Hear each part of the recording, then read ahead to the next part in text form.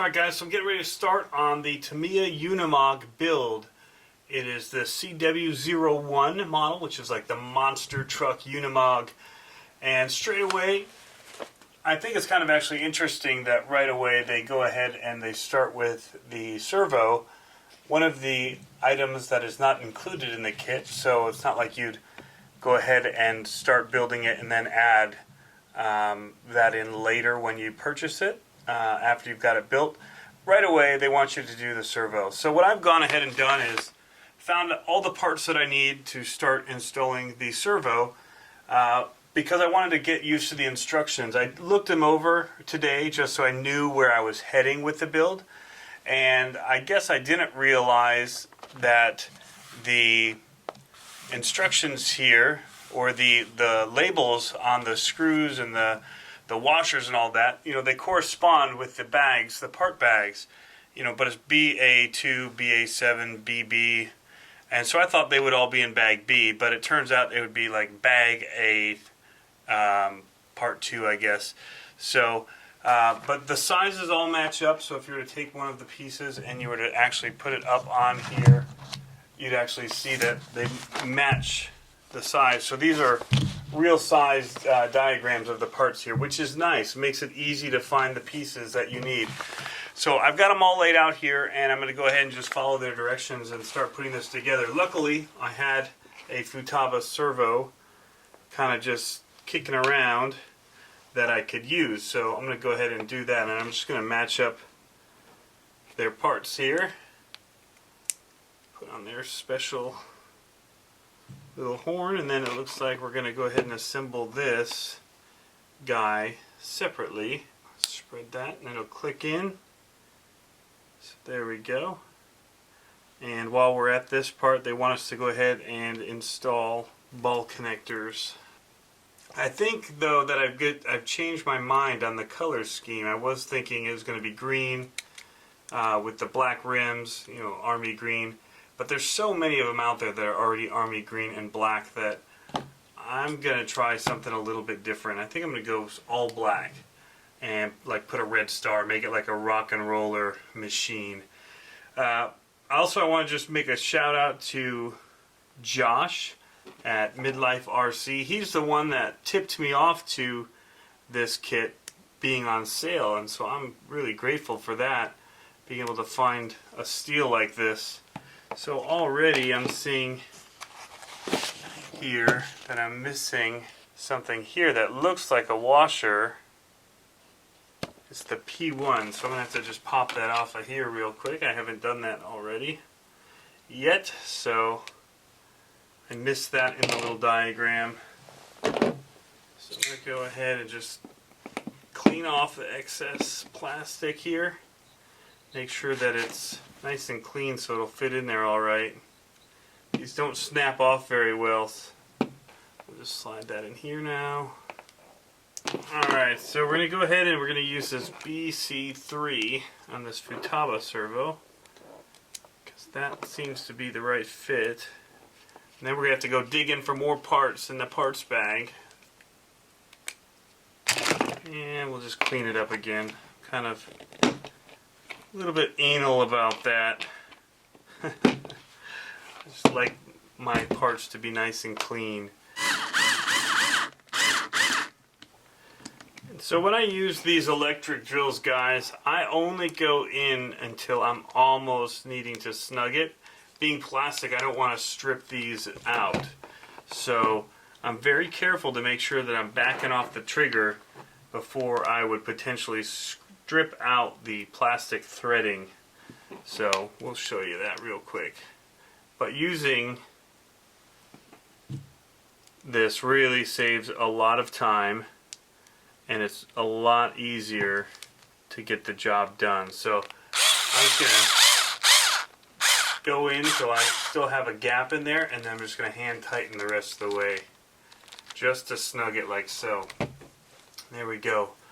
So we're now completed with phase 1. It's actually the second step. Alright guys, so off camera I went ahead and installed the body mounts or posts. Just 4 screws to put them in. They make a special point of pointing out to align them so the notch is out.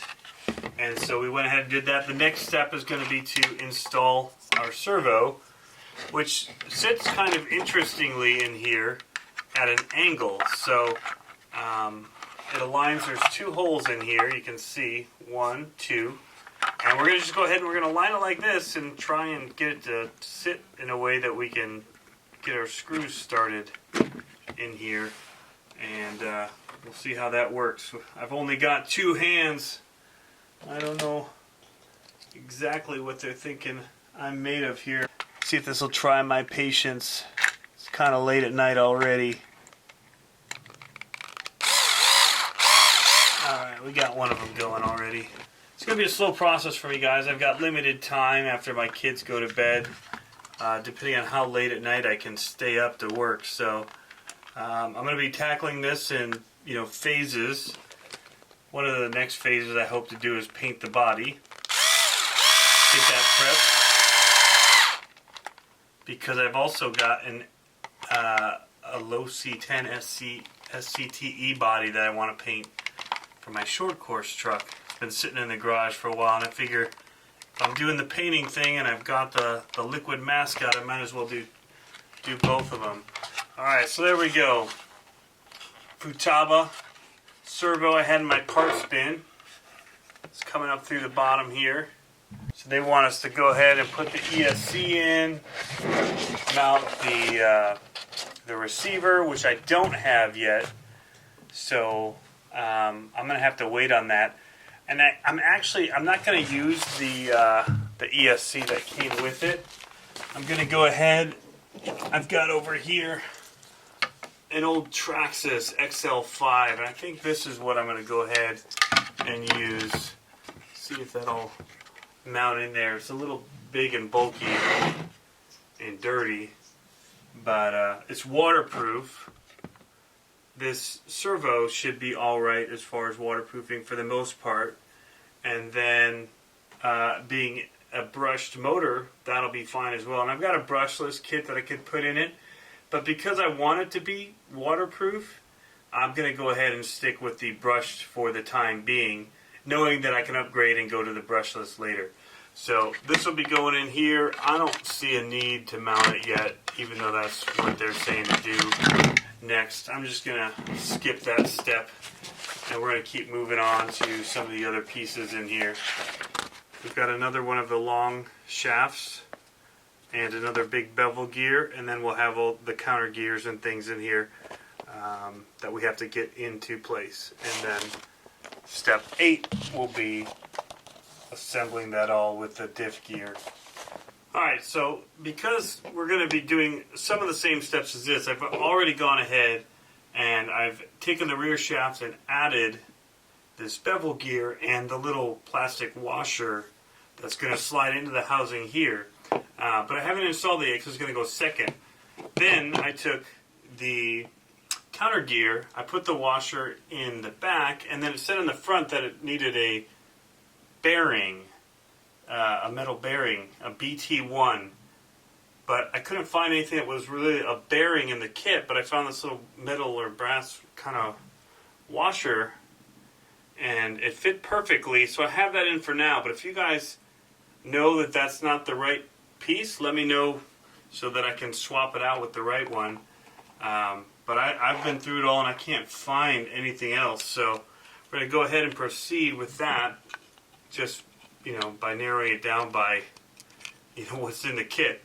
And so we'll install the counter gear like so, and then we're going to go ahead and start putting this whole gear set in here. So I'm going to slide that washer in, and then we'll do our gear like so. After that, we just got to go on the back side here and add one more of these little washers like so. Everything's been greased up already, I should mention, just point that out, that I've already gone and done that step as well. Alright guys, so I did go and look up the BT1 on Google images and saw that this metal bushing is what is in fact supposed to go in there. So we're doing it right so far. Next, we're going to be working on the differential here, and we've got the spur gear and then the differential gears. And so we're going to whip out our grease again, and we're going to hit these 3 little shafts here and put those through our diff gears like so, and then they're going to just snap into place here inside of the spur gear.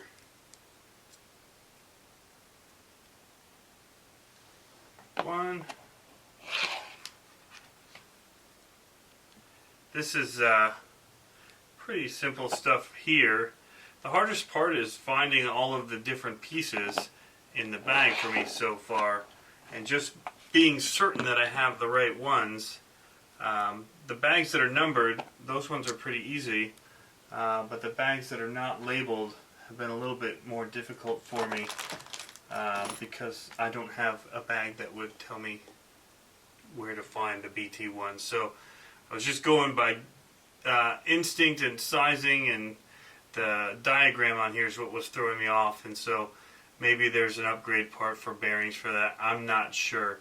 So, alright, so we've got this all ready. Then we're going to just take this really tiny little piece here, this differential shaft, and it's going to go inside of the spur gear, and then that's going to rest inside of each of these bevel gears in the gear case. So we'll put a little grease on this, like so, just off camera, and we'll slide it in, and now that's ready to drop in here like so.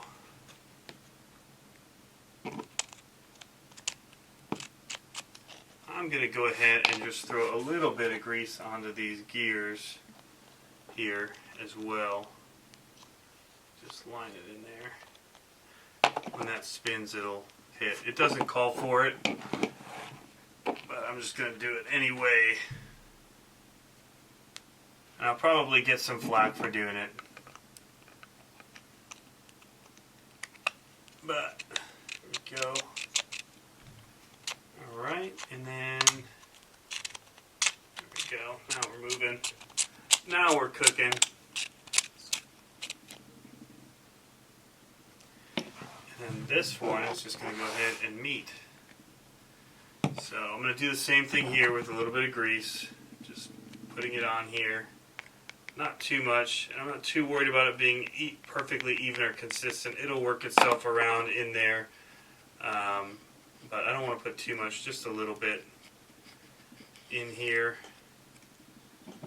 like so, and then we'll be able to just put these together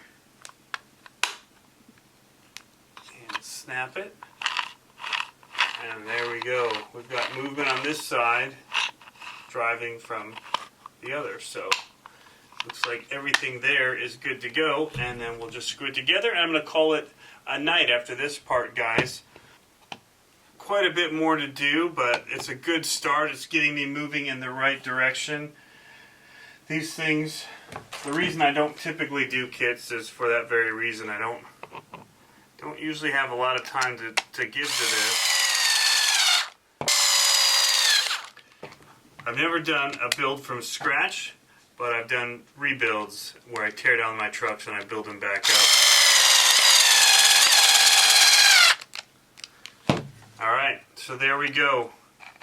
This is what we've accomplished so far. We've got the servo mounted and in place, and we've got our gearbox all ready to go. So a little bit of progress put us to step 8. Step 9 will be adding the motor, and I'm just going to run the motor that came with it for now, so the Tamiya motor, and we'll see about upgrading from there. But that's it for tonight, guys. We'll be doing more of these coming up, so be sure to check back. Let me know if you have any tips or tricks for me. Again, this is my first build. I don't ever profess to know everything about the RC hobby. I just enjoy it. And want to help spread this my love for this hobby to the masses. So I think that a lot of people would have a blast with this hobby if they just take the time and get into it, try out some of these cars. They're just a blast to run. You know, even if you start with, if you're not somebody that likes to build models, start with an RTR where you can just drop in a battery and go. But if you're into really building stuff, this would be another draw for you. You get to not only build it, but you get to drive it. So that's it for tonight, guys, and we'll check you later.